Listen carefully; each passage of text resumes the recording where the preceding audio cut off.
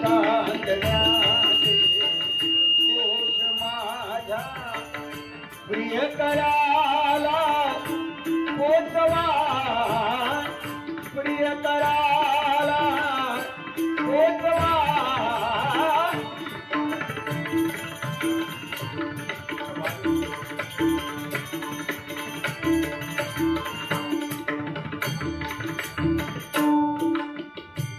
काय चक्की वाजवतो बा माऊली, जसं पकवानचे बोल तशी चक्की वाजवतो.